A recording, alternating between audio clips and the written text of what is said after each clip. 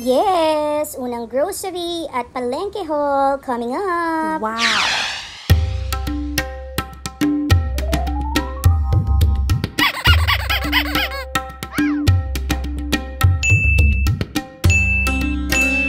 Na-miss ko to. Galing ako sa palengke, although hindi ko napakita sa inyo yung pagpunta ko doon. Share ko na lang sa inyo kung ano mga napamili ko. Excited! Ayan, gaya ng sinabi ko sa inyo, pagkahatid ko sa aking baby girl sa school, dumiretso na ako sa palengke kasi wala nang laman, kalaman-laman yung ref ko. So, bahala ko sanang linisin muna yung ref bago ko lagyan. Although hindi pa ako talaga totally yung sobra-sobrang nakapamili, like wala nang fresh eggs, iba pang mga necessities namin dito na hindi ko pa na-check kasi galing kami ng vacation. Kaya eto pa lang, nawili ako. I think that 3,000 pesos ako sa meats and veggies. Iba pa yung nag-grocery ko sa Pure Gold, okay? Papakita ko sa inyo kung ano ang mga napamili ko. So, eto yung mga sa, palengke pa lang. Okay? Yung sa mga vegetable, I mean. Okay? Palengke ako bumili. Although, ito, sa talipapa namin dito sa Severa ako bumili. Kasi, for some reason, walang okra sa palengke. Yung pinagbilhan ko ng mga to, meron siyang okra pero ang pangit. Okay? So, ayoko. Kasi ang tali na to, gagawin kong okra water. Babalik ako sa mga old habits ko. Yan, para ma-neutralize yung sugar. Yan, okra water. Ibababad mo lang ito sa water, i-cut mo siya in small pieces para mas mabilis lumabas yung malagkit na substance niya sa loob. Kasi yun yung may healing properties. Inumin mo kinabukasan. Pag naglalaway-laway na siya. Parang hirap inumin pero believe me it's not. Okay? Wala naman siyang lasa eh. Kaya kaya nyo rin. Very effective. Tapos ito, yung isang tali, isasahog ko sa sinigang. Yan. So, ito ko nabili yan sa aming talipapa. So, bumili ako ng onion. Pinapanood nyo yung mga palengke series ko. Laging red onion yung binibili ko. Ewan ko, mas gusto ko ang red onion. Tapos, ito, ginto. 300 ang kilo ng kamatis. Yan. And then, bumili ako nito. Okay? Kasi bumili ako ng maraming isda. So, ipang sasahog natin or pang prepare natin yung fried fish. Tapos ito, lagat apalaya. Okay? So, ayan. At kung alam nyo rin ako, kapag nagsinigang ako, ang gamit ko ay mustasa leaves. Okay? Mas gusto ko yung amoy at saka hindi siya naglalaway sa soup itong mustasa leaves. So, mas bet ko to.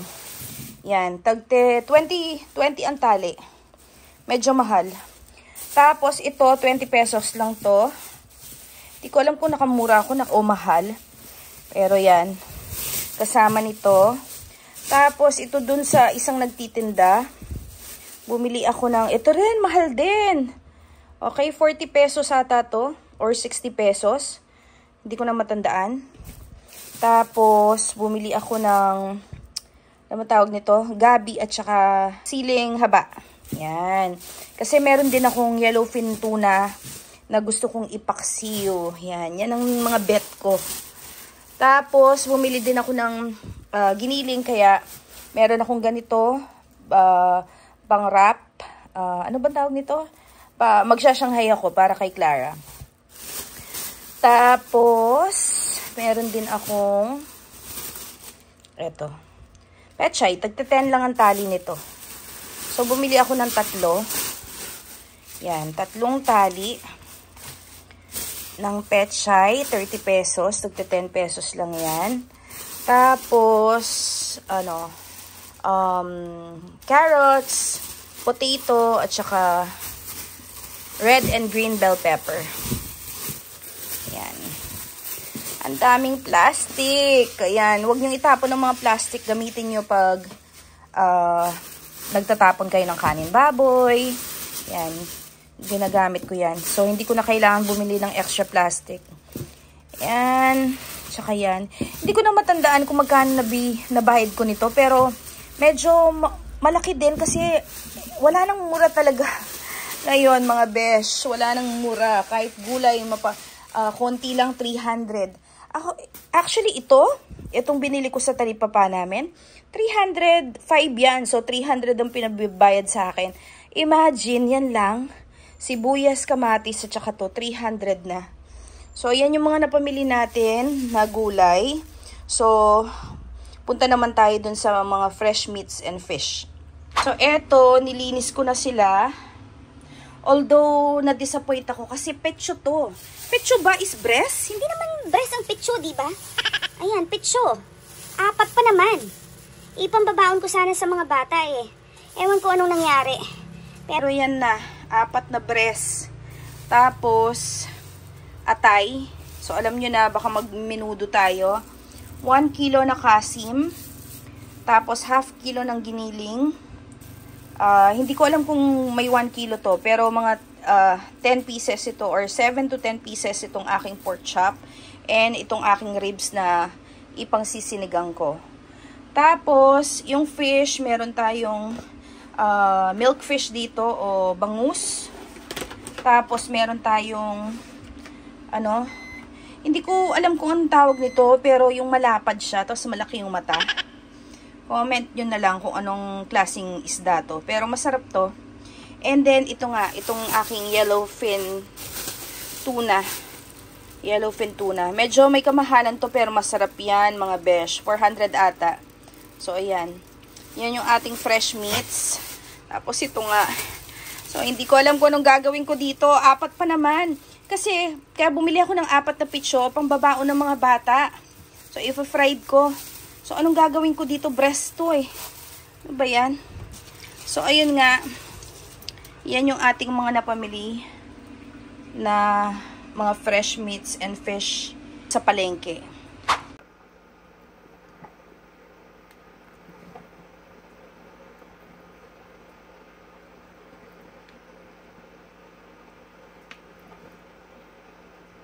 So, eto na pala yung mga meats natin.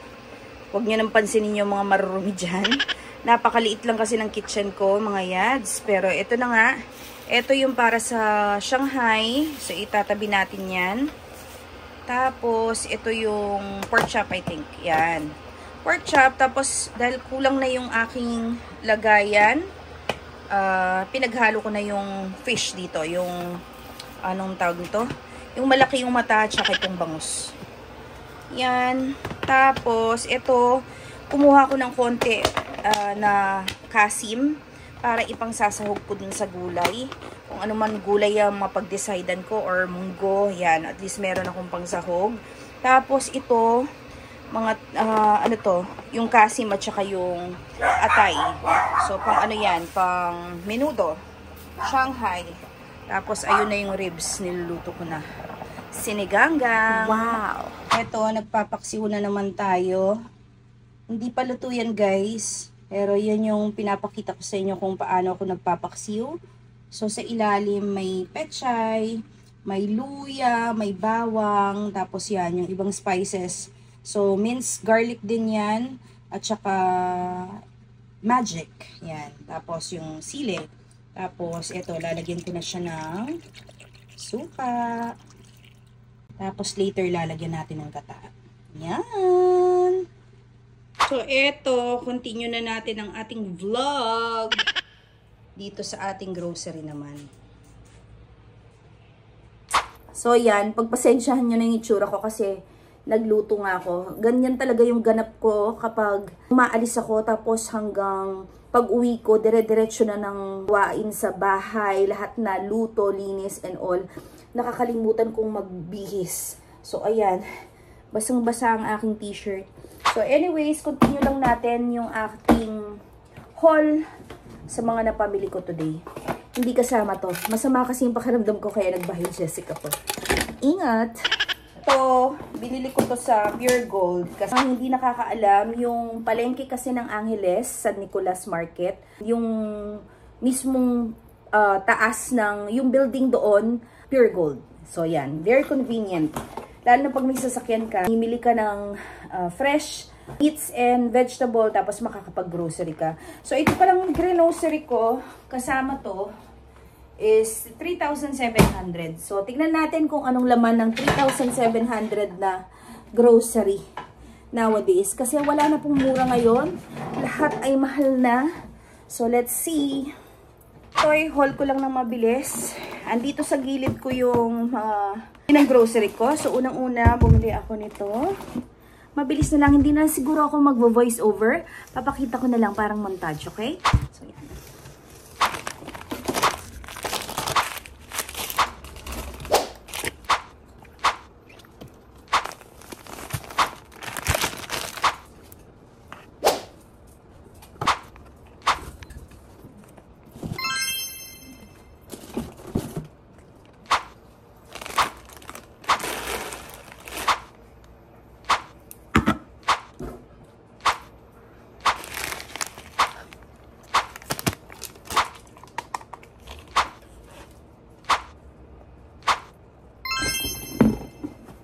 Lastly, itong basurahan.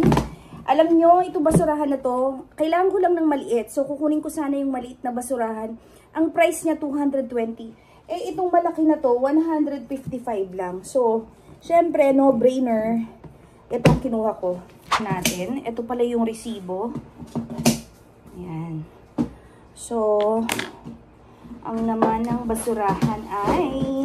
So, of course, ang aming favorite na sanitary napkin, TMI lang. Dalawa yan. Okay?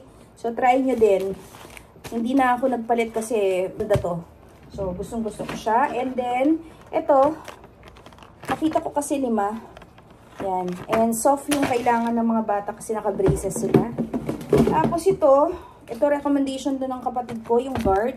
Kasi, binabalakuba kami at saka ako nag-oily yung aking ulo. Tapos ito, bumili ako ng cotton buds kasi hindi ko na-realize. Alam ko meron pa akong stock ng cotton buds pero hindi ko mahanap. Just in case na wala na, at least meron na. Naghahanap kasi si daddy. Yung gamit pala namin, yung pangbata, yung maliliit. Yan. Kaya baby buds ito. And then, ito, sa mga boys, dahil nursing student sila, dapat talagang clean. Walang mga buhok-buhok, kaya yan. Binili ko sila ng ganito. Yung ganitong pack na kasi bibili sana ako yung 2 tingi lang. Pero I think mas makakamura pag ito. I hope so. Tapos ito, Head and Shoulder. Although walang malaki. Sabi niya, oil control. Removes excess oil on scalp and and hair. Yan.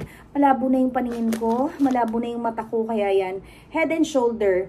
So, binili ko to. Meron din kasi akong nakita sa TikTok or sa shorts ata na ginagamit din for acne or back acne, yung Head and Shoulder. So, meron siyang ingredients dito na nakakatulong. So, let's try. And lastly, ito yung deodorant ng mga boys ko, daddy at saka ng 2 anak ko. And it's on sale. So, dati 142 to. So, 121 na lang. So, bumili na ako. Mahilig talaga ako mag-stock ng mga bagay na ginagamit namin often. So, pag may mga ganyan, kahit na meron pa akong stocks, bumibili talaga ako. Yan. So, ang gandang tingnan, diba? So, eto, picture muna tayo for thumbnail.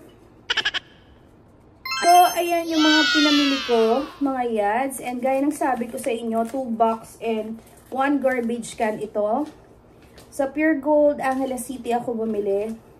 And ang total ko ay 3,707.65. 85 or 65? 85. 3,707.85. So, yan ang total natin mga yads. So, eto lahat yung mga 3,707.85 na nag-grocery ngayon sa atin. So, yan lang. So, ayan ang ating grocery haul / palengke haul for today's video. It's January 2025. Happy New Year pala mga yads. And God bless us all. And thank you for your support. Bye!